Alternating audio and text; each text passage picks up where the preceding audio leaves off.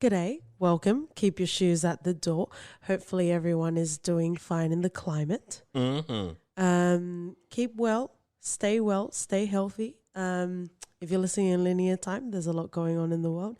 But, a lot goes on in the world as it goes. So we love you guys. And we are starting off with your phrase or mine. Woohoo. It's my turn this time, right? It is right around here. All right. Still taking you back to the motherland with a bloody beautiful Burundi proverb. Oh, look at you. Don't tell any more fairy tales when the child has gone to sleep. Well, if the child is asleep, no one is there that will believe it, so there's no point.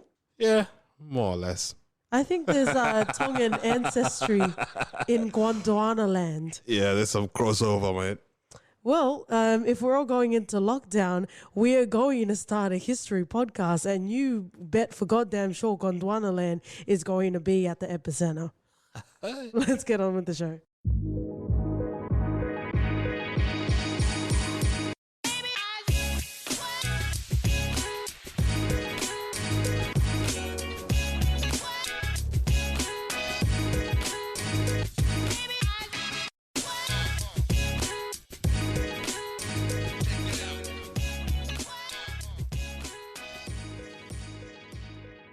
Howdy, friends and lovers. Welcome back to For Your Reference. You've got your sumptuous, voluptuous host, KT. And OT. And pour a glass of your finest tres comas. Get your most exotic of animals and meet us in the conference room. First agenda item, dick to floor ratio. Yes, friends and lovers, we are covering Silicon Valley this week. Whoop, whoop. Whoop, whoop. And all of the accolades. Thank you so much. If this is the first time you are listening to For Your Reference, we fucking love ya. If this is your, 6 seasons worth of listening to For Your Reference, how did you do that? We've only been around since last year. But again, we fucking love you guys. So thank you for sticking around. If you're listening in linear time, we've done quite a few recent sort of shows, right? And we wanted to, give some homage to some shows that have been around for a while. And we're also going to dip into a lot of movies coming up as well. So this is a nice little ditty that we are getting into with Silicon Valley this week. Are you ready, OT? I'm so ready. El tres comas is more like dos comas. Not even. It's zero domas. Domas? Hey. I don't know which school you went to, mate. You need to get your money back. Mate, this hooch that you gave me is throwing me all off in 100 different ways. But, if you guys have watched Silicon Valley, this will be a great little taster for you guys. If you were disappointed with the finale, maybe this is a nice way to end the series by listening to this episode.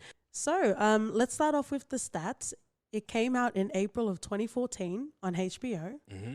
I feel like we also watched that in linear time. Yeah. So it's crazy to think that it came out in 2014, right?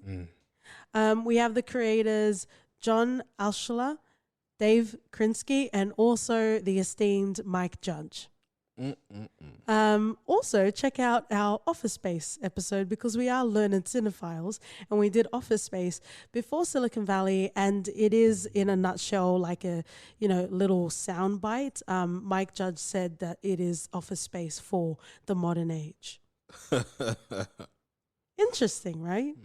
You get those little flavors of reference along the way. Just giving a quick sort of nutshell of the cast, we have Thomas Middleditch. Oh, he is like a little kid Jack in the Box. We'll come to him in a second. We also have Martin Starr, Kamel Nanjiani, Zach Woods, and also Amanda Koo. I guess it's also we should mention T.J. Miller because he was quite prominent in the earlier seasons, and because we love Gavin Belson, I'll also mention Matt Ross. But what a show. Again, welcome. I guess if you have listened but you didn't realize, OT and I are in IT. I think OT is more the one that sits in the corner and wanks off to all the pretty girls in the office. I am a paradox in that I'm more like the business-facing sort of IT. So even I don't understand what the nerds are talking about. even though they all travel in packs. Oh, I'm a lone wolf, mate. Well, you're stroking your lone wolf.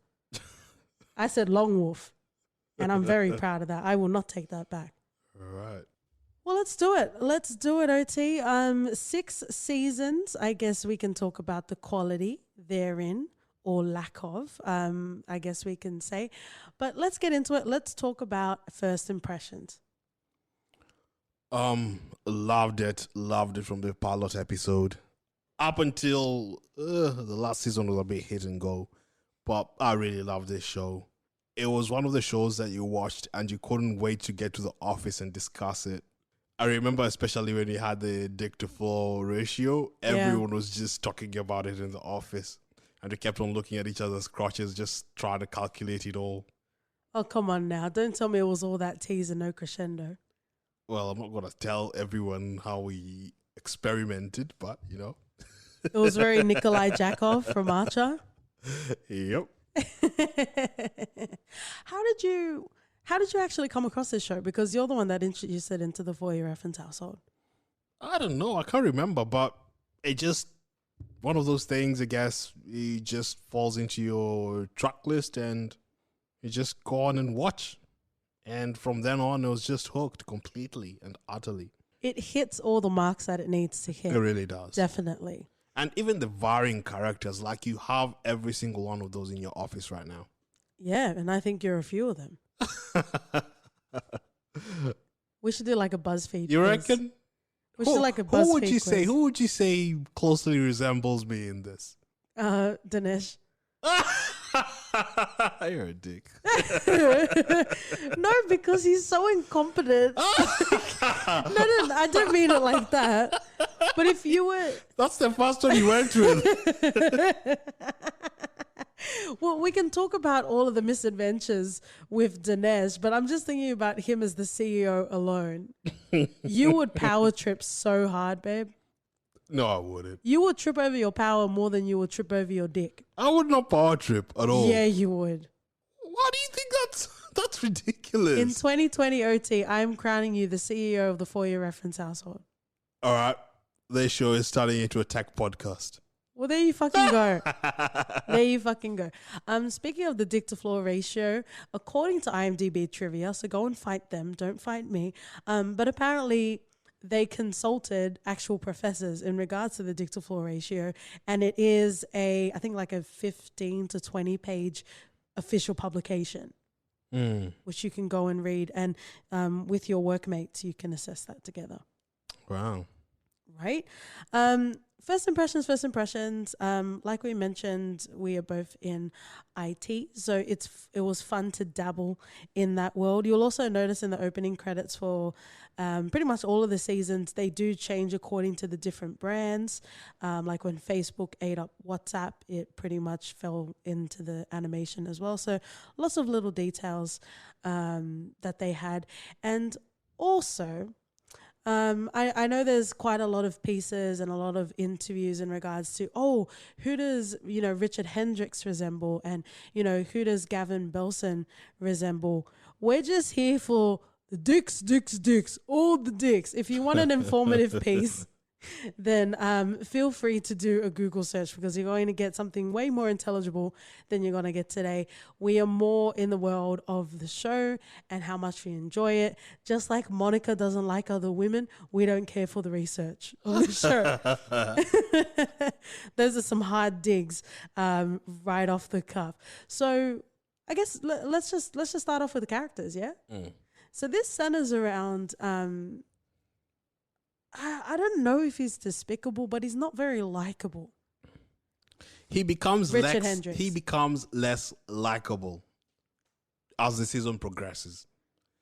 Because in so much as he doesn't have character development. I think that's why he gets more annoying. Yeah, actually. Because Dinesh and Guilfoyle both sort of have their own thing. By the end of the day, when something needs to get done, they'll pull through. Yeah. I generally enjoyed the branding in general with Pied Piper. Remember the first early logo with the skin flute? That was quite that was quite nice. This show was made for the nerds and for all of the nerds to indulge in. And to hit you in levels that only your mama can hit you. Right? So Richard's character, I think it just got a bit frustrating because he would go and do shit without consulting anyone, yet it affected so many people. Yep. And we started to see how that would crumble, in the later sort of seasons when, Pied Piper would really find its peak of success. Or stroke. You can stroke it too if you like. I'm going to say stride, but, go for a stroke, mate. Ain't nothing wrong with a stroke. But I don't know. He's just this really nervous ball of energy. I think also at the same time to be so proficient, dare we say a savant, and be so talented and specialized in programming and also coding, obviously your social or even sort of business acumen is going to fall to the wayside. But Richard didn't accept that. Yeah. He didn't accept that perhaps he wasn't the best person to be in the conference room. True. Like, bringing us to a bit of reality, I started a tech startup and I knew I was not the best person to go and do those speeches. But far out. If we had a Jared in the office, it would have been a completely different thing. Well, keep your virgins well fed and you'll be fine, my love. I am. Oh, my. We're waiting till marriage. Oh, but his character, I don't know. And it's like, it's great that they have secondary characters that are bolstered in intrigue and they have extra dimension to them to keep us going with this show. Yeah. Concept was great. Secondary characters were great. Richard wasn't badly written. I think he just got in his own way. He did, especially I think in the later seasons where he interacts with Jared quite meanly. We didn't need him anymore. Like, yeah, but it just, because at the start of this, Jared was all caring and he didn't want to hurt anyone. And then slowly that kind of changes because he felt hard done by. He feels like Pied Piper should be in a different stratosphere. So he just started being this sort of a dickhead. Even more so, at least, with Gavin Belson, you knew what you're getting. Yeah. Holy was big as. He did not grow as a character, but every time he came on the screen, I was ready. Yeah. Just like hot nipples and cold popsicles or whatever the fuck novella he plagiarized. But you knew what you're getting with him. But with Richard, he kept on trying to pretend as if he's some sheep in wolf's clothing, though, Yeah.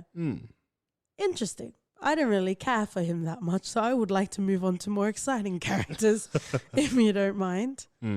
Let's talk about the even more dynamic than us, OT, duo Guilfoyle and Dinesh. Wow. It's one of those things that just make this show, I think. It really does. It does. Like, you could do the show without Alec Bachmann, and then he left and didn't really notice it that much. Sorry, are you here, Jin Yang? His name's Erlich Bachmann. What did I say? Not that.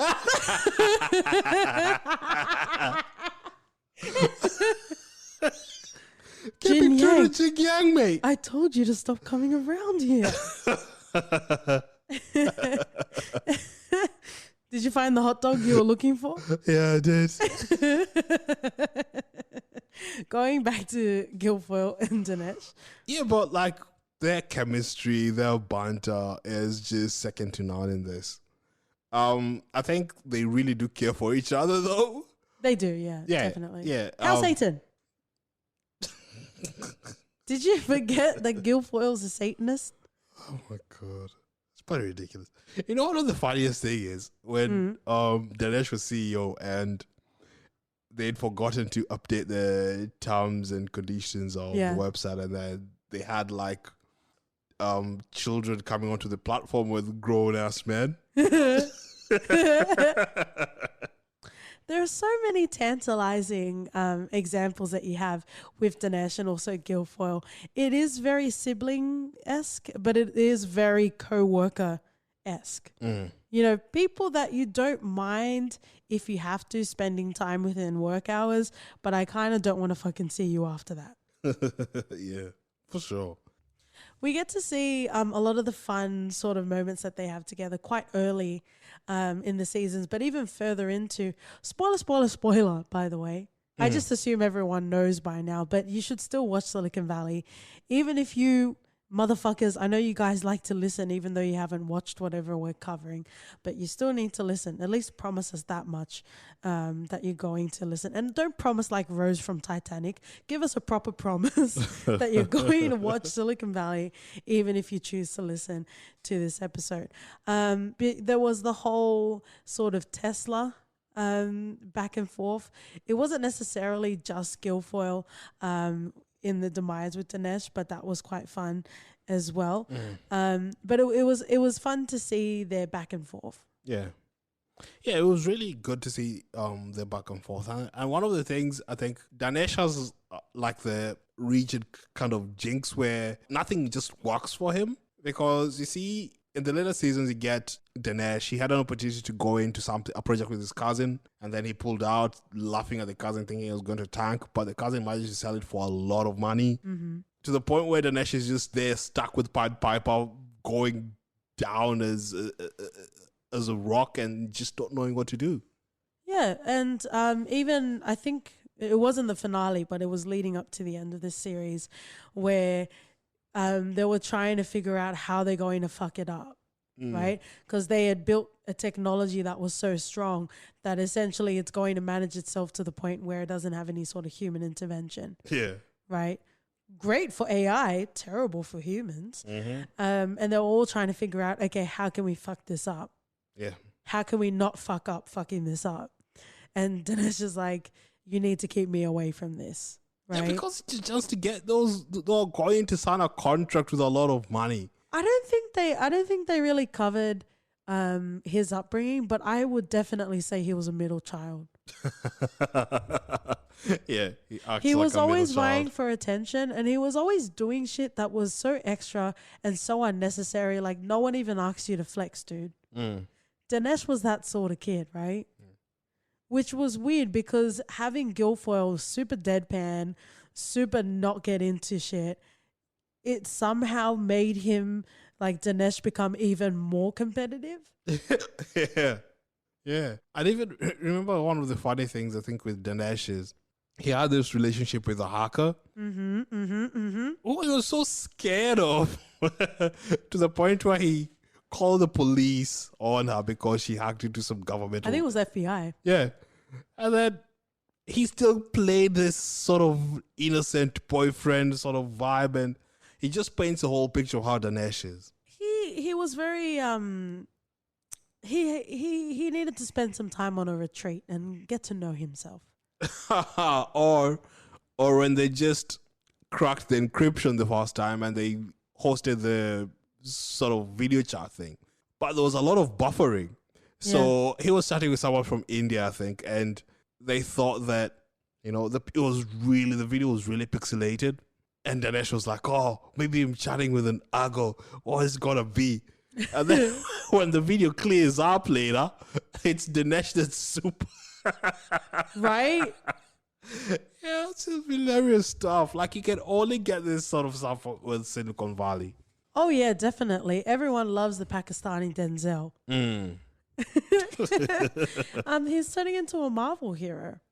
Yeah, he's super ripped. Kumail, not Dinesh. Dinesh would have no chance. Yeah. What do you? Let's spend a little bit of time for all of our Marvel people, because we don't really cover a lot of Marvel on our podcast. Does that excite you in any way? Yeah, I don't know. I like Dinesh. I like Kumail. Yeah. So hopefully whatever it is, it'll be, and I'll enjoy him because he's quite comedic. Like, he's a funny guy. He's great. And in as much as some of the movies he's been in haven't been great, Stuber. You can still take away his performance in it and you appreciate what it is. He just brings humor to everything. He has a great sensibility about him. I remember in the lead up to this episode, I was watching Google Talks, and I think it was maybe a couple of years ago, where they had the panel of Silicon Valley, and Dinesh Kamal. See what you did? You're welcome. See what you're doing? The CEO, the Pakistani Denzel, he had this really good sensibility about him. So they were sitting there, they were at Google, and he made a comment that had literally nothing to do with anything. But he was like, this is such a diverse crowd. Which was quite a nice thing to note out. And then they had like, people asking questions. And it got to a point where the host was like, oh, we only have time for one more question. And Kamal's like, no, these people waited. Let's just quickly get them to ask their questions and we can do a like rapid fire sort of round. So I just wanted to spend a bit of time talking about how much I love Kamal, because he didn't need to do that. You know what I mean? He's just great. Like, he just knows how to command a room in a non-dickish sort of way. Yeah, he does. And it's quite exciting that he's got a project. He's got a movie coming out with Issa Rae. Yeah, he does. Lovebirds. Yeah. I think. And I watched the trailer, and I think it's something that needs... Tread carefully, because we know how much I love Issa Rae. It leaves a lot to be desired. But the fact that it has those two, I think, regardless of what the plot is for the movie, it'll still be interesting just to see them as characters in this. Wow, you're brave. Well, while we're being brave, how do you feel about Thomas Middleditch? I don't know. I just like he just I feel became like really times, annoying. I feel like there are times, I'm talking about him as an actor. I'm not even talking about Richard. I feel like there are times where I really enjoy Thomas Middleditch. But then I also feel like there are times where I'm like, okay, can we just talk normally for a second? Like, can we just have a normal conversation? I like him. I think we're watching Zombieland Double Tap. Oh, well, that was great. He made the movie for me. His scenes were like, those were the funniest moments we had in the movie. Yeah, but even when we try and watch interviews, you don't care to see him. So I don't know why you're pretending right now. No, I'm just saying, like, I don't mind him. I don't mind him as an actor. And the fact that I've seen him in cameos here and there, the fact that he was in Zombieland, and one of the only things we really laughed at was his scenes. So just tells you everything you need to know. Well, I think that's enough for reality. Let's get back into the show. The next person that I want to cover, I guess you could say there are more main characters ahead of Jared, but I definitely want to touch on Jared. Jared Gabe. Oh, wow. It's an Office crossover. Yeah, I feel like he just left the office and came to Silicon Valley like, beep, Yep. without skipping a beat. He is loyal to Richard to a fault. And I think when he started seeing Richard change, just because of Richard's frustrations in getting Pied Papa to actually be of value and worth, it shows you that the things that made Richard started eroding as the seasons went on. Because we know very well that he could have stayed with Gavin Belson and at Hulu. And Hulu. Uh-oh. Either one, if you want to sponsor us, please do. And he was like, I left Gavin Belson because I saw something in you. And I don't see that anymore. And the fact that I think, maybe it's for comedic effect or whatever, but I think he really got a short end of the stick in this show. His parents didn't really care for him. They gave him up and then went on to have 2 or 3 more kids. Yeah, do you want to talk more about his character before diving into that? Because that's quite a big nugget. Yeah.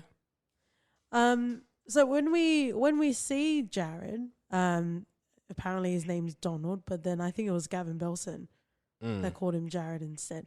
Come and correct us. Also, be ready to fight us if you do correct us. He really had a strength in cultivating and also growing the business. Right? Eventually he gets his official title of business development. Yeah. And that's really what he's good at. He would also be a really good project manager. I would say. Even though I feel like project manager is a really wanky title, like people use that shit all the time. You can't do shit without project management. Even though they couldn't find their ass around the Gantt chart, like they don't even know what the fuck they're doing. Scrum who? So in regards to Jared's character, he had quite a strength to him. At first, I thought it was the fragmented relationship with Richard that made him leave, but I really do believe that his strength is in cultivating and also building the business. He's not really, he doesn't really thrive in stable sort of work environments. Yeah, I think he saw Richard. He saw that Richard doesn't need him as much. And that's when he saw Gwat, like she reminded him of Richard. No, but that's what I'm saying. I feel like he's more of a fixer. No, I just think he didn't see any sort of future. Like Richard didn't really need him anymore. He was being excluded from everything. And it was just time to move on. Yeah, but I also feel like his strength was in cultivating business development. Yeah. There are some people that are good for the stability of a company, but he was good in really getting in the trenches and getting the work done. Yes, he definitely got hurt by Richard, but I don't think that was the wholly defining factor as to why he left. So let's go back to the main point. We've said spoilers, but if you haven't watched the last season and you want to catch up, this is a big one. But again, OT, the big one, in other words, has already mentioned it. They allude to the fact that not only was he an orphan and he was passed around to different foster homes, but we learn in the show his reality. Yeah. Right? A lot of the ad-libbing, a lot of the lines of Jared, especially in the earlier seasons, was Zach Woods just improvising. A lot of the improvising had to do with orphans. So that kind of formed his storyline. I feel disappointed in the way they chose to flesh out, if you want to call it flesh out, his story. They turned it into a really dark, really sad, very complex sort of subject matter for Jared as a character. Yet they didn't necessarily give it the room, nor was it necessarily the show to be able to explore that. Yeah. So it was kind of tacked on at the end, and it's like, do we laugh at this? Actually, no, I love Jared, and I'm so sad that this is what is happening to him. Yeah, that was shit ass, man. To find out that he was put up for adoption in general, but also he was put up for adoption just for, this might be very derogatory, but just for the aesthetics, right? They couldn't fit another kid in a car. They would have to upgrade a car or whatever the fuck it was. So they got rid of the kid, right? But then they also, like you said, continued to have more kids after that. Because they thought, oh, yeah, it's all right. We can still get a bigger car. Or it was just... It's like, what was the point of that? There was zero point in that at all. Like, Zach Woods, it did nothing for Jared to progress. It's just like, far out, already adding more baggage to a character who's carried the most sort of shit throughout the whole show. Yeah. I just felt it was unnecessary, especially towards the end. Give everyone it doesn't have to be all happy or whatever, but just do something that makes sense. Like, what the fuck was that? Yeah. But Zach Woods or Mike Judge, if you ever want to come to our podcast and clarify, you're most welcome. We won't pay you, but the pleasure will be free gratis. But yeah, I really don't. I remember us watching that. I'm like, what the fuck is this shit? Yeah. Especially because it didn't really inform anything. I guess all it did for me is give a better understanding of how Jared so freely gives his love and attention. Because like I said, that's why I think he does so well as business development, because he finds these diamonds in the rough, whether it be in the Richard variety or the Gwat variety, and he nurtures them into a point of stability, into a point of succession. Yeah. Right? And that's the reason why I wanted to allude to that, because I really feel like that helped me understand how his skills are bolstered in his life experiences. So it's nice we can have like this meaty sort of conversation, but it also didn't get explored. Yeah. So it's like, what's the point?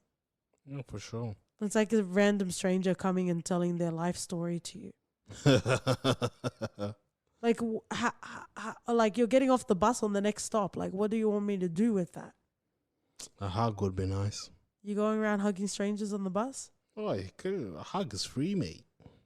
Yeah, but with no clothes on, that's a problem. I was naked in the bus. I don't know. You just talked about dick to floor ratio with your workmate. So who am I to stand in the way of a wasted erection? Oh, yeah, true. Speaking of wasted erections, let's go to the next character, Monica.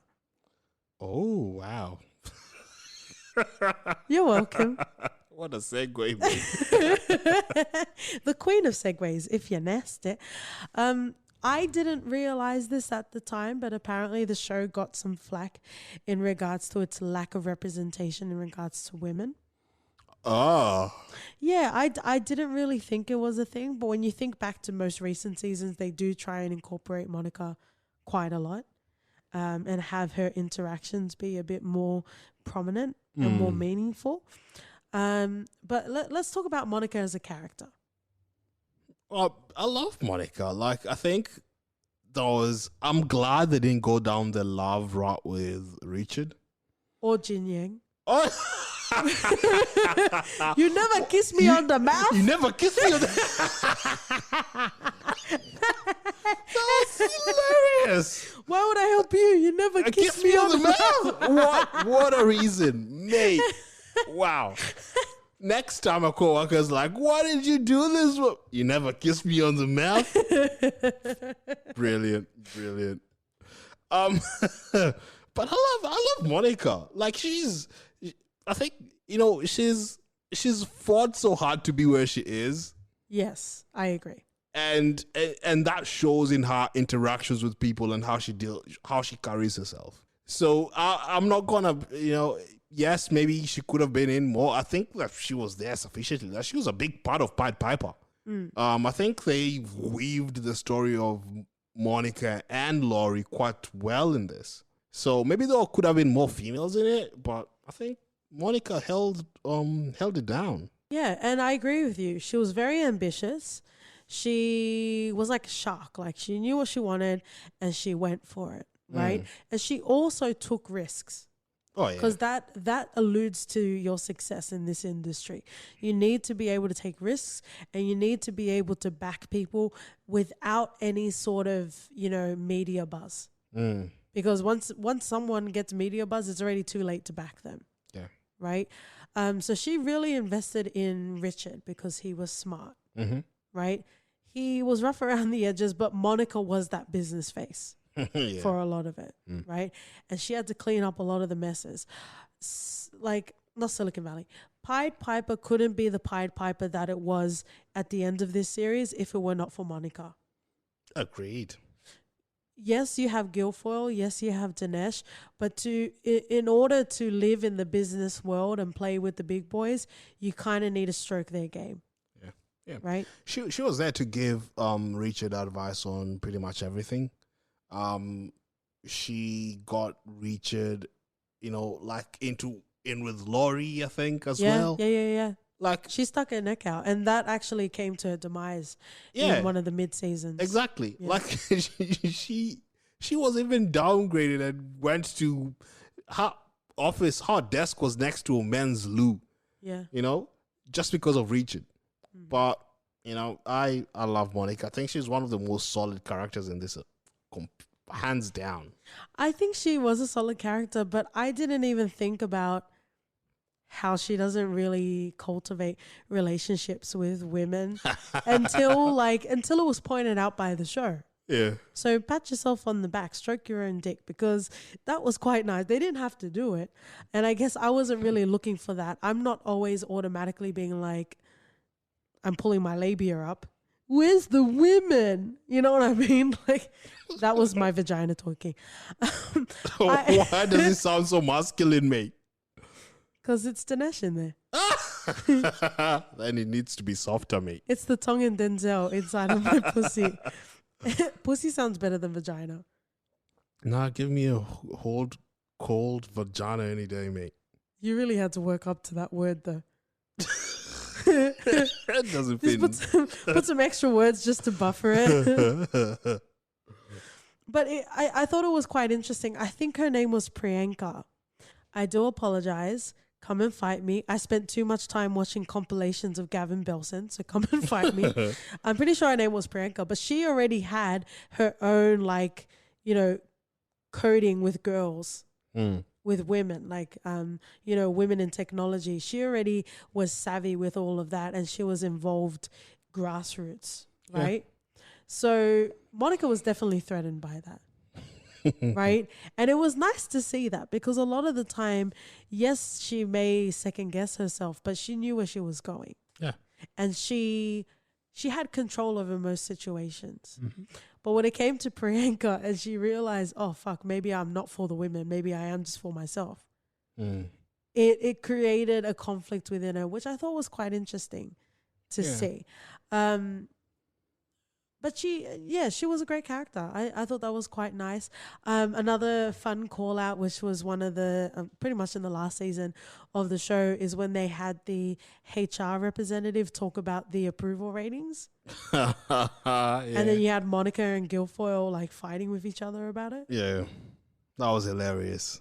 Yeah, and then you see like maybe their friendship sort of develop, or at least their understanding of each other develop. I don't know. Has your work ever tried to do that sort of HR ranking stuff? They have like 360 interviews where you get other people in your team. But do you get to see how you rank in different facets of?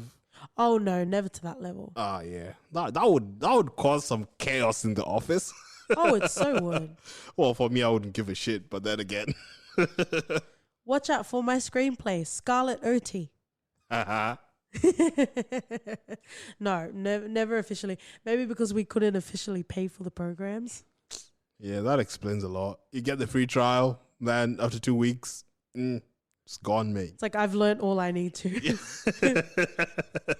I have mastered self-enlightenment. I don't need anything else. Speaking of mastering self-enlightenment and all of that faux sort of meditation, let's move on to Gavin Belson. Oh, wow.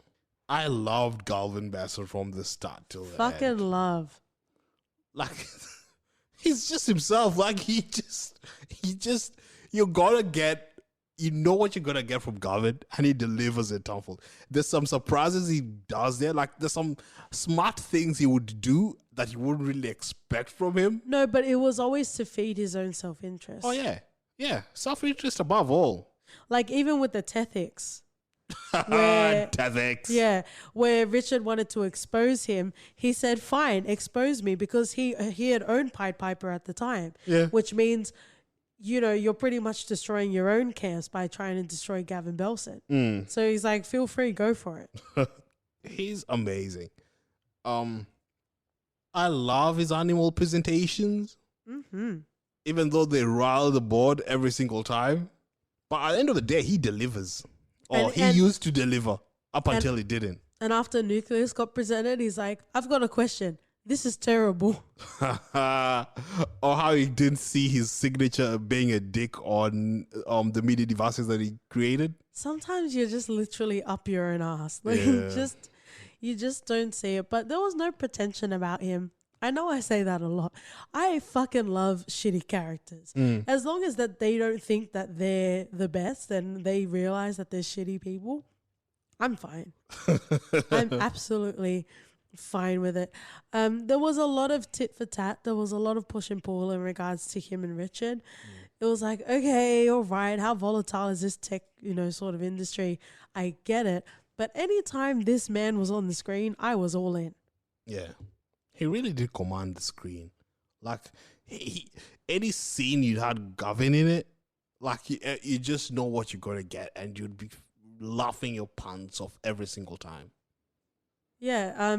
Even when he was a hologram, when he was talking to Big Head, and Big Head's like, "Am I a hologram?" And he's like, "What? No."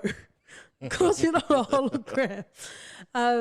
And how he pretty much, the hologram cut out. So then they were using Skype and they were saying that the audio still works. And Gavin Belson is like, well, fuck yeah, audio worked 100 years ago. Oh, I love him. Yeah. I wouldn't want to work with him, but he's fucking great. Yeah, I wouldn't want him as a boss. Oh, like, no. I would rather be like the shaman or whatever that meditation man was. Or Hoover. Yeah. But Hoover actually did work. I don't want to be Hoover. Yeah, plus he really did care about Gavin. The other one was just leeching off him. Right? Yeah. Remember when they were supposed to relocate for tax purposes?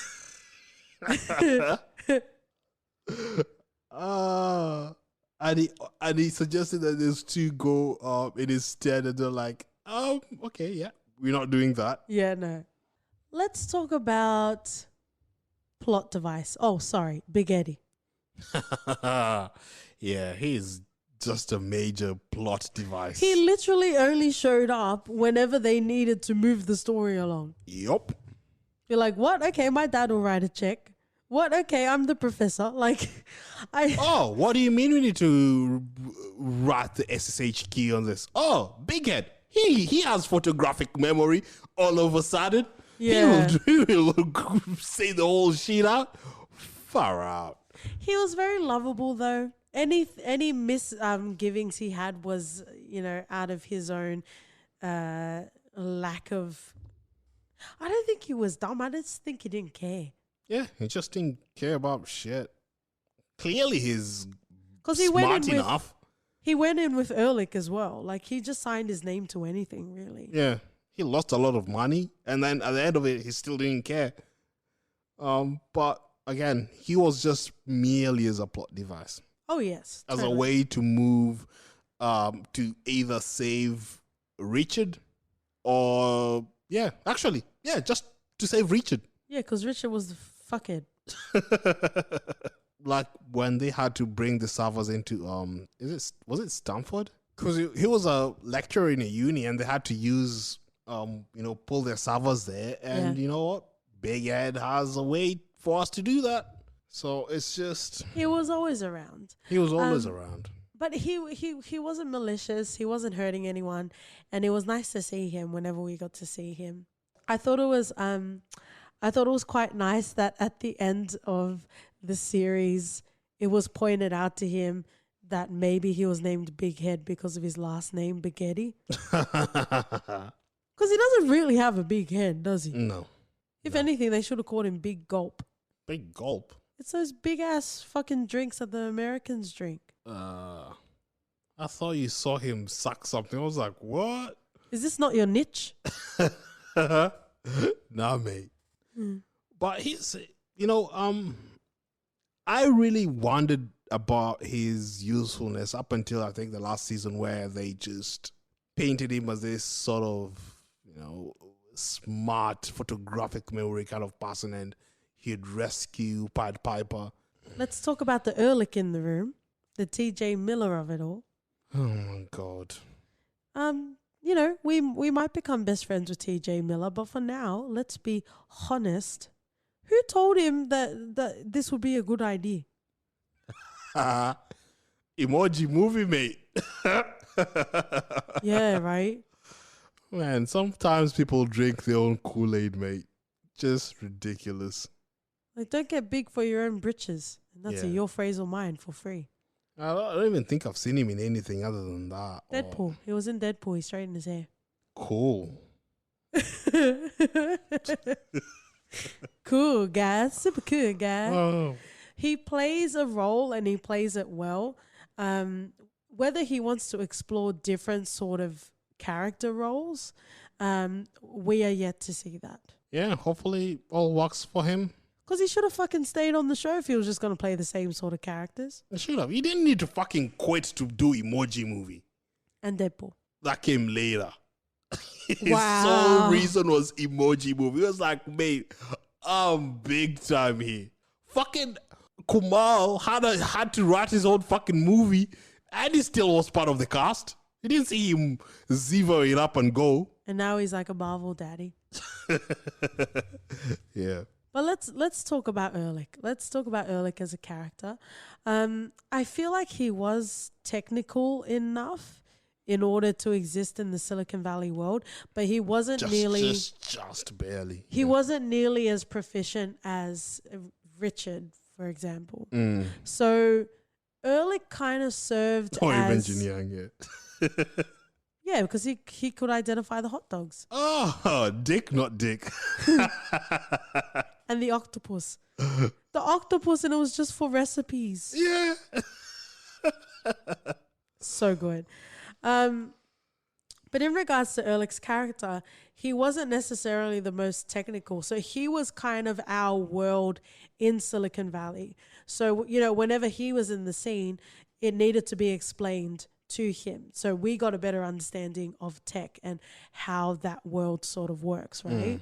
So it kind of made sense that as Erlich left, Monica became more prominent in the show because she became our step into the Silicon Valley world. Yeah.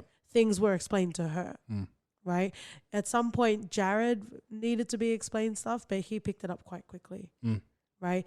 Because especially when there's a subject matter that not everyone can resonate with, it's always nice to be able to have that explained in a way that makes sense inside of the show. Terms, yeah. Yeah, so I don't know. If I was to sum up my feelings for Erlich, it would be pity. Yeah. He was always looking for the next like big thing and trying to latch himself onto it. Well, he created something. He made enough money to make his incubator, and then he just stopped trying to be anything more. Now all he had to do was bring in talented people and then see whatever works, and he gets part of the money, whatever they get. Because he was quite early to the game, even the fact that he got a house. So I think he always felt like he needed to measure himself against the success of Pied Piper or even the demise of Pied Piper. Yeah. And I was kind of shocked. I thought the last season were kind of Easter egging us in terms of them bringing Erlich back. And it just didn't happen, which I'm happy to see. Like, you fuck off, and all. Stay fucked. I really didn't think he was going to come back. I thought he'd come back for the last hurrah. Well, he didn't. He didn't. And we're all the better for it. Him and Jin Yang was like my favorite moments of the show. Like Jin Yang would like be calling from the other side and be like, Eric, is it your mom? And then you also had Jin Yang when he made fish and he left the fish in the sink. And Erlich is like, did you leave this in the sink? He said, yes, I eat fish. And the recycling. Oh, I could spend all day talking about Erlich and also Jin Yang and the way he just assumed Erlich's identity as well. I don't know. I just really enjoyed their sort of interchange with the show. So let's naturally transition to Jin Yang. Yep. Played by Jimmy O Yang. Listen to our Master of None episode. Go and watch Master of None and also listen to our episode. But we do talk about, I gave a shout out to Jimmy O Yang in that episode because we were exploring the theme of, you know, being a person of color and choosing whether to use an accent or not. And I gave accolades and I gave praise to Jimmy O Yang. What did you think about Jin Yang and using that sort of accent and not having a normal American accent? I think it was more to do with because he was just fresh from, China. Yeah, so it was kind of like to paint that sort of person in Silicon Valley trying to make it, and the kind of hurdles they'd have to cross in terms of trying to communicate or trying to interact with the other people in the room. So I think it was okay. I don't have any qualms with that sort of acting, and if it's done properly, then it doesn't come off as some sort of jarring. Yeah. But yeah, I was pretty much okay with it. You?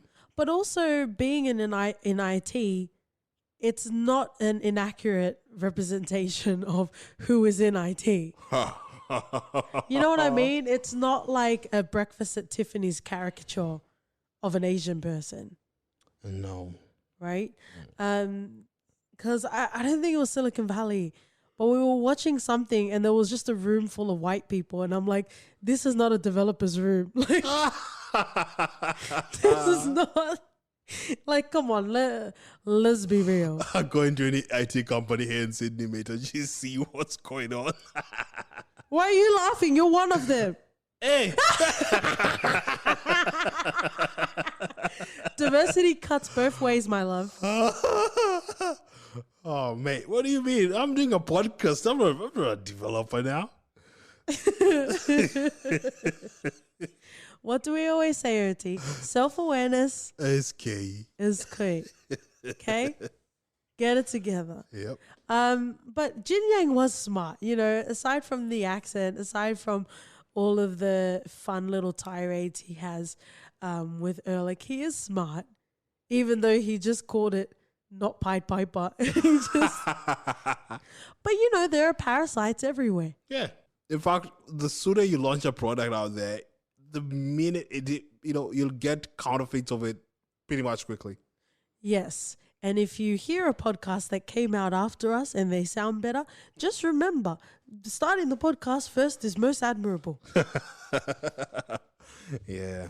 Unless Halle Berry and Colin Firth start a podcast, I am not threatened at all. Because once they start a podcast, I'm packing up. I'm going home. Oh, touch wood, mate. I'm touching you. You want to develop an app? Oh, yeah? OT's would? Ortiz would. What would he do? Touch your wood. Yeah, and what else? What kind of actions? Let's just say let's have a Romulus succession function. Listen to our Succession episode and definitely watch the show. Going back to the show that we are covering, Silicon Valley, I just wanted to give accolades to Jin Yang because he was smart. It was fun also having the little fridge battle with Jin Yang and also Guilfoyle. But then he ended up hacking into all of the fridges. Yeah. As well, putting dicks everywhere. It was fun. And Guilfoyle does definitely have fun, despite all of the deadpan sort of expressions that you would get from him. How Satan! Let's cover off some other characters that didn't get as much screen time, but were just as important. Laurie Bream. So, Laurie came into the picture replacing Christopher Evan Welch. That played Peter Gregory, Yeah. the mentor. Mm-hmm. Yeah. So I think one of the things that they held dear and close to the show is Richard's relationship with Gregory and what it meant for Richard to actually do this sort of algorithm that would try and have this sort of free internet for everyone. So it's I admire that. I respect that. She was very no nonsense. I think sometimes her scenes were literally, I don't understand human emotion, or I don't care about human emotion. And it's like, okay, we get it now. Like, I'm just going to bite Guat's artichoke. That sounded very sexual. But you know what I mean? But they didn't overuse her. Otherwise, that would get annoying. Get tedious, yeah. It all took an artichoke to bring her whole operation down. Isn't that how Rome fell? Oh, true. We are a historical podcast. Come and fight us, guys. Tom is quaking in his boots right now. Hey, we're giving Tom too much spotlight. He's the only person I know who talks about history. So like literally just him by himself. just no one him. else. Well, he's the biggest wanker of historical people. Come and fight me, Tom. He won't listen to this episode, so we're fine. But Laurie was quite effective. And, you know, just like Monica, I think Monica did well to be in her, not in her shadow, but like be under her wing. Yeah. For a couple of years. I feel like Monica really bolstered up her skill in being under her tutelage. True. So that was quite nice. Let's get to some other characters that I want to talk about that didn't get as much airtime, but just like Gavin Belson, I fucking quaked every time I saw them. Let's start off with Richard's lawyer, and his name is credited as Ron LaFlame. I doubt his skills. Like, is he? I don't know. Sometimes it didn't even seem like he was a lawyer. No, he actually had very good legal advice.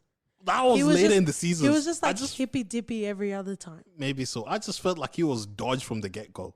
You think so? Yeah, I felt that. Like, I'm I not don't talking know. about the old man lawyer. I'm talking about the... Yeah, the hippity hip young doobly doop lawyer.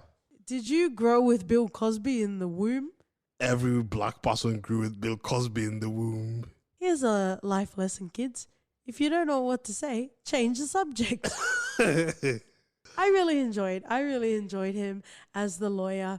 There was even a moment, there were many moments, but there was a particular moment where Richard was talking to Gavin and Gavin was saying, I'm going to bend you over and fuck you so hard. And then you have all of the representatives in Hawley like telling him to stop. And he also says to Richard, are you trying to threaten me? And Richard was like, am I threatening you? Am I threatening you? And Ron, the lawyer, like passes this notepad being like, no.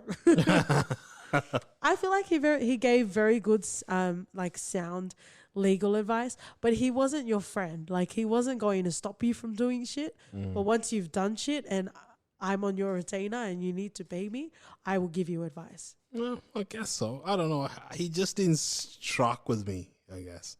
He was the one dickhead that I didn't mind having a guitar at all times. Or is it like Richard's doctor who told him that he's grown shorter? Actually, that doctor was hilarious. he kind of gave me Dr. Spitcherman vibes. Thank you. And what reference is that, OT? 30 Rock. Or And- should I call it the Tina Fey show? And that is why I spill my seed to this man every day. I think it should be the other way around, but whatever tickles your boat. No, predestination.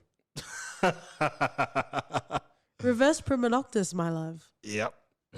I think everything can be explained away by just saying predestination, and then it'll be like, oh, okay.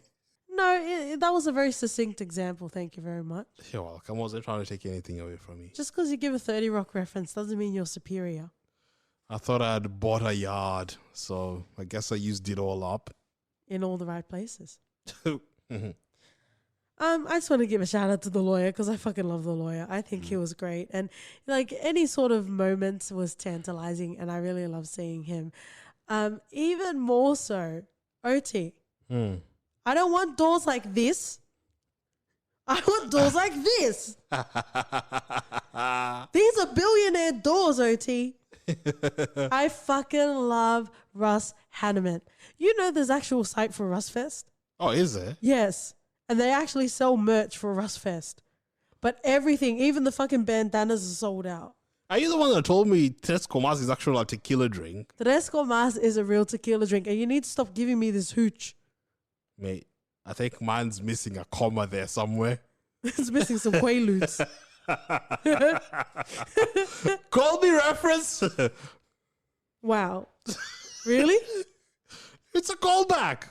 A callback is a callback is a callback, mate. Spurs. Speaking of Russ, I fucking love him. He is one of my favorite characters of all time. Yeah. You giggled a lot when he came into the screen. Like, you super loved him. I super loved, yes. I super loved, super amazing. And even when he's talking to Richard about like the doors, he like drives off and he's like, fuck you, Richard. And it plays that song, Come My Lady, Come My Lady. Everything about that scene. And he drives off and he comes back around and he's like, fuck you in the ass. He drives off. Everything about Russ is amazing. You could even call him a plot device as well. Because he was the daddy that saved the day. Yeah. For Richard in many, many cases. Yeah, Rossfest and actually being an investor. So No, and also blackmailing the judge yeah. as well. Yeah. So, you Him know, and Big Head, yeah. him and Big Head, but I would definitely want to spend time with Russ. How about during Russ Fest where he kept changing the outfits? I think there was one that was a bit Too offensive. Too offensive. I wish they would have just shown that. Yeah. But it was good. Oh, I fucking love Russ. He was great. And I think it was at the finale of either the first or second season where everything started crashing because he had put something down and it turned into backstrokes. Yeah. So that was quite fun as well. Oh, Russ is that I was going to say uncle, but it sounds perverted. But like Russ is that guy. Mm. You just want him around. It just makes everything easier. Oh yeah, for sure. What a delightful technological adventure we just had, OT. Mm-hmm. If we were going to talk about not necessarily genres, if we were going to talk about topics, I think we talked about tech a lot. Yeah. So Office Space, we've got Upgrade. Mm. We've got quite a lot that we won't get into today. But let's finish off with the finale of the show. Some people didn't care for it. Some people didn't get it. So let's talk about it. The last episode sees us in the future. Mm. So we kind of see everything coming to a head in the second last episode, but instead of continuing on from that, we see it after. Yeah. They were successful in fucking up. Mm. Right? So what did you think generally about the last episode? I was actually quite content. I think it's one of the finales that I've actually been content with in a long while. Okay. I don't know what people expected from it. I guess they wanted a sort of scenario where Pied Piper was this big ass thing and they're all living it up or they were going with the success. But I enjoyed it. I enjoyed seeing everyone that they'd all gone and to do things separately. Mm. You know, Big Head and... Except for Guilfoyle and Dinesh, they ended up together. Yeah, exactly. I don't know why I said Big Head, but Guilfoyle and Dinesh ended up together, which was kind of a given. They're never going to separate those two. Speaking of ending up together, you notice in this show it doesn't have any sort of romantic entanglement. And that's why I love it. And that's why the fact that they... Because I was like, oh, don't do Monica and Richard, please. Yeah. And they stayed true to their to their script, and I was just happy. Romance just clouds things, and then these are fucking tech people. You don't want to believe they're in fucking relationships. So yeah, we don't want our tech people to be normal functioning people of society. How dare you? So yeah, I think I enjoyed it. I don't know why people have qualms. I think it was more so that it kind of felt too neatly tied up together, which I understand. Like, it just seemed like, you have the writer's room, they're all sitting there, they're like, okay, what do we need to do, ... That's it. It kind of lost, because every season finale of Silicon Valley had some sort of surprise reveal, or some sort of shock factor, right? This didn't really have that. Yeah, because it's closing its doors. Like, I feel like I literally had to put a cardigan on and settle myself in for a farewell. I don't know. I don't get that. Like, I was super content just seeing how they all ended up. And I think that's what we would have wanted to know in the first place. Like, we've seen them struggle. The struggle has well and truly been fought. Then what? Yeah. What next? What's their 5-10 year long-term future looking like? Yeah, but the show many times, even like Dick to Floor ratio, right? There were many times that this show just surprised us, and we were pleasantly most welcome, right? I think people are just expecting the sort of Pied Piper had turned out into some sort of Google kind of machine. No, I wasn't expecting that. I was just expecting, from a writer's point of view, that we got something more tantalizing. Tantalizing I was, though. Like, I don't know. From the fact that we've sat through 6 seasons, they dropped the ball here towards the kind of, I don't know. Like, I felt like it went a season too long, but whatever. I did not expect anything more than what they gave us at the end. And I kind of enjoyed it. I was content. You're okay to enjoy it, but you're also okay to acknowledge that you want more from it. I really didn't want more. Like, that's the meaning of content. Like, I'm just like, I was satisfied with it. No, it's like, I'm content with you, but I would like more money, thank you. Debate that. Oh, mate. In OT, we Russ. That's why you have the comas club, mate. How many Erlichs does it take to get OT? Not even one, mate. But yeah, comms squashed, mate. And yet, not. Let's finish it up in a segment we call For Your Reference. OT.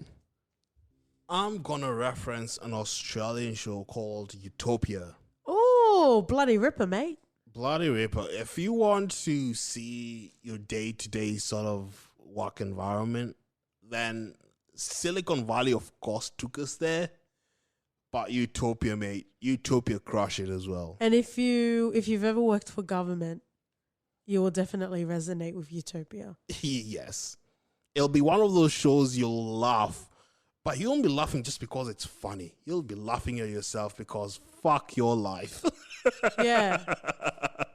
Like, stop sending emails and CCing everyone, Karen. Yep, Katie. Damn, dog. Mm-hmm. Stop spilling your seed in the office, OT. But how will I survive? I don't know what voodoo mama juju you were told growing up. I will reference, dare I dare, Office Space. Yeah. Well, it has your beloved Jennifer Aniston. Woo-hoo. So She won a SAG, didn't she? yes, she did. Mm. But she's in all the right places. So watch Office Space and also listen to our Office Space episode. You know who I would love to have in the office? Oh. All of these fucking listeners. Oh, we would. Yeah. Because we love you guys. We'll even have cake every month. Not sure about that, but. My fat Definitely. ass is getting cake every month, whether you deliver it or not. Your workplace used to have cake every fucking week. So every month is like it's nothing for you. Yeah, so now you see my ass before I even walk around the corner. Speaking of my ass, if you want to come and find us on Twitter and Instagram, we are For Your F Pod. If you want to write us an email, it's hello@fyipodcast.com. And we love you guys so much. If you want to support us a bit further, we're also on Patreon. 사랑해. 사랑해. 안녕하세요. We need to do another Korean joint. We do. It's a Spike Lee joint. Ooh. Who says joint anymore? You need to go Unless you're home. Spike Lee, you're not allowed. Well, the fact that you just ushered in Korean and then we went on to Spike Lee, it's for your reference, guys. Are you still listening? No, varsity Why? double whammy right there in that sentence. Once you hear the end of the music, why are you still listening? This is on you, motherfuckers. I think we'll cover Kingdom as our next Korean We will. joint. Yeah. It's amazing. So strap in. Or strap on. So we're fucking getting into it. Yeah. Hot dog it. See ya. Bye.